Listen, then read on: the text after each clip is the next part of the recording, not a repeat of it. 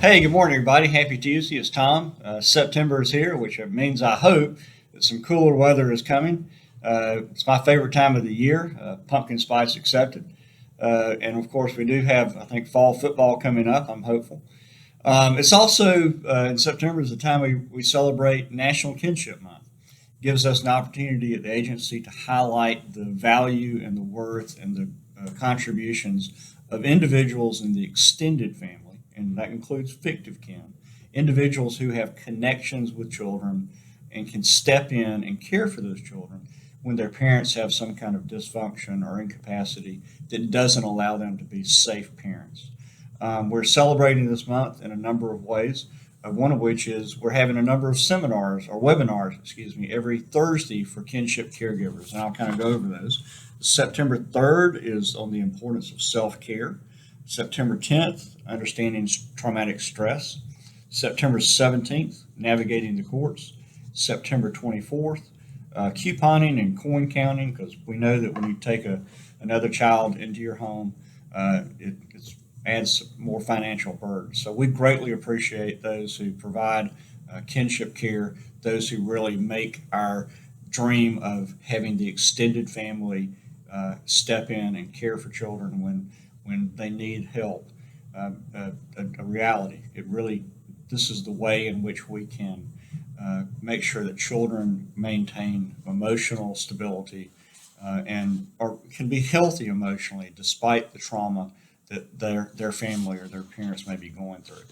Also, we have, and I've got a couple of stories here. We're not going to name names, but we've been kind of collecting some stories from some of our own staff who are kinship caregivers. And I thought this one story was really interesting and fitting to relate to y'all. This one of our staff members and her husband have had their nieces for 3 years because, of course, of some kind of family dysfunction. And I just want to read what she said. We could give you a million reasons while we could have made a different decision or constant details of the struggles and difficulties we deal with daily. However, the matter is that we lay our heads down each night knowing our girls are loved, safe, cared for, and emotionally and physically stable. With everything that we have overcome and that all that we have to go through, we would make the same choice of being their permanent home all over again. So, thanks to our staff and to all of those in Georgia who serve as kinship caregivers. For more information, I hope you'll email our Kinship Navigator program, which is kinshipnavigator.program at dhs.ga.gov. Also, this month, I'll be participating in the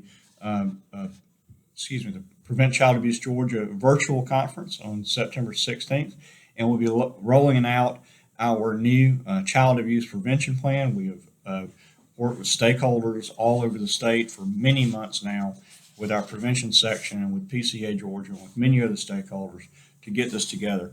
We're going to have a conference, a keynote address by Dr. Melissa Merrick, who is the president and CEO of Prevent Child Abuse America, and looking forward to having this updated child abuse prevention plan. First time we've updated it in many years in Georgia.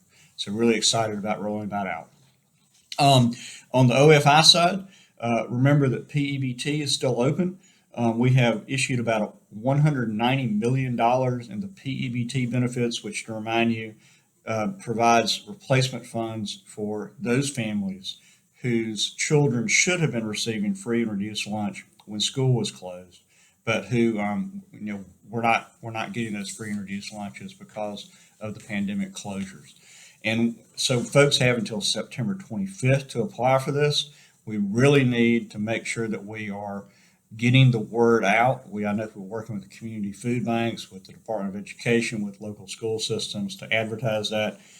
Please visit the online portal, which Ramirez will put on your screen to learn more about that. And please spread the word about how to get these benefits if your child qualifies for them. September, we're doing once again doing PSNAP distribution.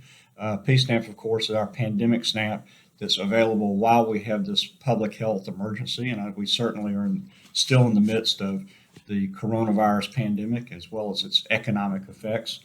So just excited that we'll be issuing those funds at the end of the month, in addition to, of course, our regular SNAP allocations and allotments. Remember that OFI staff got some waivers, especially in terms of renewals, but these are coming, the renewals are now coming due again. So y'all are going to have a lot of work. I greatly appreciate your doing this work. I think that the technological improvements we made over the last 6, 8 months will greatly reduce the burden. But let's go ahead and just do our best to get these renewals done because y'all are continuing to do a wonderful job.